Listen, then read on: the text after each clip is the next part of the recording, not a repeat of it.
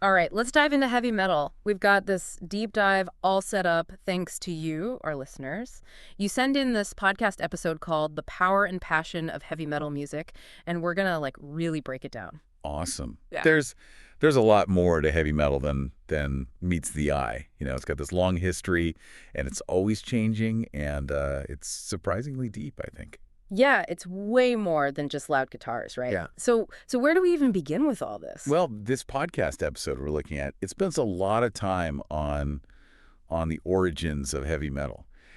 And for good reason. I mean, to really get it, we got to go back to the beginning and see how it all started. Okay, so let's rewind back to the late 60s, early 70s. And that's when heavy metal was born, right? What was going on in music back then that kind of set the stage? It was like a musical melting pot, really. You had blues rock with all that raw emotion, and then hard rock coming in, pushing the limits of volume and intensity. And then you had psychedelic rock, experimenting with all these crazy sounds. So heavy metal didn't just magically appear. It kind of came out of all these other things swirling together. Yeah, exactly. It's like all these ingredients mixed together to create something completely new. And then you had these bands, these pioneers, who took all that and really forged something new. Led Zeppelin, Black Sabbath, Deep Purple, they're often called the godfathers of heavy metal, and for good reason. Those bands were huge, right? But what was it about them that really shaped heavy metal? What did they bring to the table that made it what it is? Well, for example, Led Zeppelin, they had these heady riffs, inspired by the blues, and those became like a signature sound for heavy metal. And they had this mystical vibe to their music, kind of epic, with lyrics about mythology and fantasy. Oh yeah, I can see that. And then Black Sabbath came along and they cranked up the darkness and intensity. They weren't afraid to go there. Their music was heavier and their lyrics, well, they explored all these dark themes like war, social unrest, the darker side of humanity. Yeah, Black Sabbath wasn't afraid to touch on those taboo subjects. Yeah. And that really resonated with people who felt like outsiders, Sure. Like that didn't fit in. It's a big part of why they became so important to the heavy metal movement. Okay, and what about Deep Purple? How did they fit into all of this? Deep Purple, they brought in a virtuosity and a classical influence. Their guitarist, Ritchie Blackmore, he was a real innovator. And Ian Gillan, their vocalist, had this incredible range. He could do these soaring melodies, but also these really powerful screams. Gotcha. So it was like the heavy riffs, the dark themes, the virtuosic playing all coming together. That's what really laid the groundwork for heavy metal to take off. Yeah, exactly. But it wasn't just the music itself, There was a whole cultural shift happening at the same time. Yeah. Think about the late 60s and early 70s Vietnam War, civil rights movement, people distrusting authority.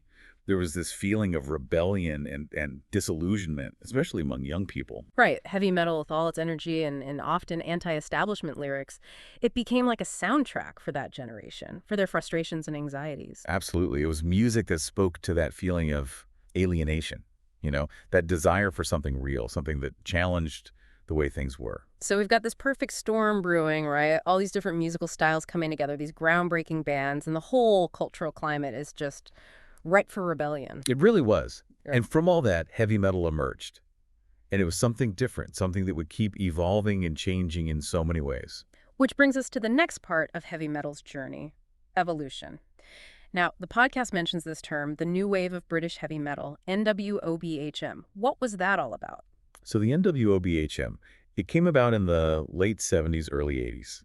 And it was a direct response to what some people felt was like a stagnation in heavy metal. Bands like Judas Priest and Iron Maiden came along, and they injected this new energy, this speed and aggression and technicality into the music. Hold on, stagnation. Heavy metal was already pushing boundaries. It was already so intense. Are you saying that wasn't enough for some people? Well, music's always changing, right? And tastes change too. Some fans felt like heavy metal had gotten kind of formulaic, Wow. predictable. They wanted something more extreme, more intense. So these NWOBHM bands, like Judas Priest and Iron Maiden, they were the ones who answered that call for something even more extreme. Exactly. Judas Priest, with their twin guitars and Rob Halford's vocals, they had this power and precision that was just unheard of at the time. And Iron Maiden, they had these complex songs and galloping rhythms, and they brought this theatrical element to heavy metal that was super captivating. And what was it about these bands that really connected with fans? They tapped into this raw energy, this primal power, and It connected with people on a gut level, you know? It was music that made you want to headbang, to scream along, to lose yourself in it. So the NWOBHM was a turning point for heavy metal. Did it set the stage for all the subgenres that came after? Absolutely. The NWOBHM showed that heavy metal could evolve, that it could push boundaries and embrace new ideas. It opened up a whole world of possibilities. And we need to dive into those subgenres, but maybe we should save that for part 2 of our heavy metal deep dive. You know, it's amazing how the NWOBHM really did, like, open up this whole new world of creativity in heavy metal. It Yeah. wasn't just one thing anymore. It was this whole universe of sounds and styles. Like someone took the rule book and said, okay, go crazy, and they did. The podcast episode we're looking at, it mentions thrash metal. What's the story there? Thrash metal, it started in the early 80s, and it was a direct reaction to the more, I guess you could say, polished and commercial sound that was starting to take over in metal. Bands like Metallica, Slayer, Megadeth, Anthrax, they were leading the charge, making things faster and more aggressive. So it was like a rebellion against the rebellion. Some metalheads thought heavy metal was getting too, I don't know, too mainstream. Yeah, exactly. There's this feeling that heavy metal was losing its edge, becoming too commercial, too focused on image. Thrash metal brought back that raw underground feel, fast tempos, complex songs, and often lyrics that were, pretty political. It's interesting how, like, the social and political stuff happening around the music kind of shapes it. Would you say thrash metal was reflecting the anxieties of the 80s? Oh, absolutely. The 80s were a tense time, right? Yeah. Economic uncertainty, the Cold War, people were disillusioned with the way things were. Thrash metal gave a voice to all that. It was a way to channel that anxiety. Okay, so we've got thrash metal, but the podcast also talks about glam metal. That seems like a totally different thing. Oh, yeah, totally different. Glam metal, sometimes called hair metal, it also started in the early 80s, but it Yeah. went in a completely different direction. Think Mötley Crüe, Poison, Bon Jovi, Def Leppard. They were all about the theatrics, the look, the whole big stage show. Right. Big hair, tight jeans, makeup, the works. It's almost the opposite of thrash metals, like raw, stripped-down aesthetic. It was, in a lot of ways. Glam metal took inspiration from 70s glam rock bands, like T-Rex and Slade. It combined heavy metal with catchy hooks and choruses. It had a more pop sensibility. So while thrash metal was like, no more commercialism, glam metal was like, bring it on. Haha, yeah, kinda. They were playing with the image, pushing the boundaries of what a metal band could look and sound like. And they both found huge audiences, right? Showing that heavy metal could be all these different things. Exactly. It shows how diverse heavy metal is. There's room for all these styles and expressions. But it didn't stop there, right? We're just getting started with all these different subgenres. Oh, we're just scratching the surface. Yeah. The podcast episode also mentions speed metal, which, like the name suggests, is all about speed. Makes sense. Yeah. So who are the bands that were pushing the limits of speed metal? Motorhead. They're like the quintessential speed metal band. Led by Lemmy Kilmister, they were just pure energy, raw sound, and lyrics about rebellion, rock and roll, living life on your own terms. It's incredible how all these subgenres were developing at the same time, each with its own spin on heavy metal. And the cool thing is, there's no right or wrong way to do heavy metal. It's about finding your own voice, expressing yourself, and connecting with others who get it. That sense of community, it's something that comes up a lot when people talk about heavy metal. It's more than music. It's like a lifestyle, a tribe, a family. Totally. Heavy metal has always had this strong sense of community. You see it in everything, the fashion, the live shows, the way fans interact with each other. Speaking of fashion, the podcast mentions how iconic heavy metal fashion is. It's almost as well known as the music itself. Leather jackets, band t-shirts, ripped jeans, lots of black. That's the look. Heavy metal fashion. It's about individuality, rebellion, belonging. The leather jacket, for example, it became a symbol of being an outsider, of rejecting the mainstream. It's like wearing your heart on your sleeve, but it's your musical taste on your jacket. Right. And band t-shirts, they're a way to show support for your favorite bands and to, find other fans. It's like a secret handshake, a way to spot a fellow metalhead in a crowd. Exactly. And then there are the live shows. They're more than just concerts. They're these shared experiences, rituals where fans come together to celebrate the music, the energy, and the sense of belonging. This podcast episode mentions some huge heavy metal festivals like Wacken Open Air in Germany and Download Festival in the UK. I've heard stories about those. They sound epic. They are. They attract tens of thousands of metalheads from all over the world.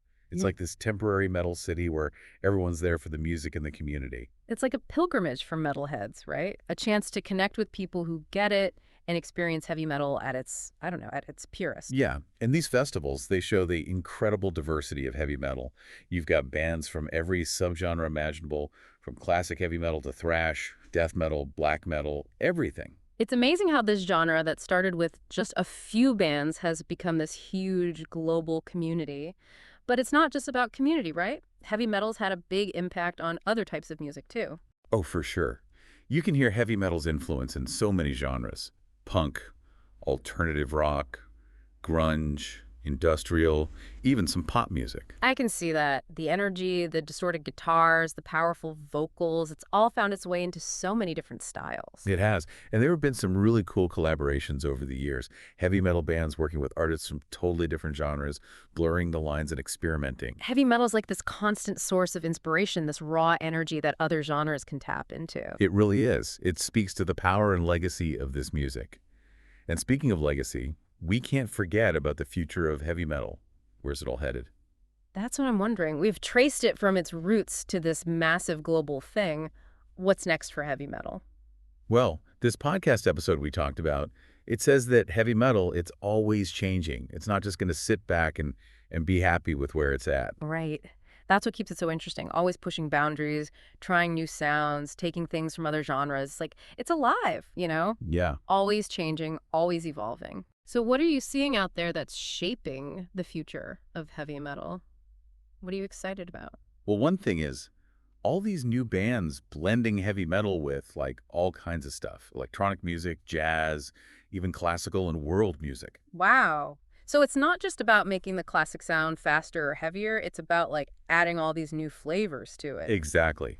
These new bands, they're not afraid to experiment, to break the rules. Yeah. It's really cool to see. I bet that really appeals to younger metalheads, you know? The ones growing up with all this musical fusion and genre bending, they're not so stuck on the old categories. Yeah, totally.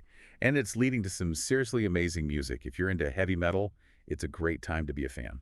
The podcast episode also talked about technology, you know, how that's shaping the future of heavy metal. What are you seeing with music production and all the online platforms? How are they impacting things? On the production side, bands are using all this crazy technology to create sounds that, like, weren't even possible a few decades ago. They're building these intricate soundscapes and using all these effects, just really pushing the limits. So technology is giving them more tools to bring their ideas to life. For sure. And then online, you've got platforms like Spotify, Bandcamp, YouTube. Bands can connect with fans all over the world, build communities online, and share their music without needing a record label. So the internet has kind of leveled the playing field, right? It's giving independent bands a chance to reach a wider audience than ever before. Absolutely. And it's creating this global community. Metalheads from all over the world are connecting online, sharing their love for the music. It's really cool to see. It's wild to think about how far heavy metal has come, from those first few bands to this huge global community. It just keeps evolving and breaking down barriers. And at the end of the day, it's still about that same energy, that same passion, that same sense of belonging. It's music that connects with people on a deeper level. What would you say to someone who's, you know, curious about heavy metal, but maybe a little intimidated by it, by the intensity or the reputation? I'd say just go for it. Heavy metal is so diverse, there's definitely something out there for you. Start with the classic bands, then branch out and check out some newer stuff. You might be surprised what you find. I totally agree. And if this deep dive has made you curious, keep exploring. Check out some of the bands and subgenres we've talked about. Listen with an open mind and see where it takes you.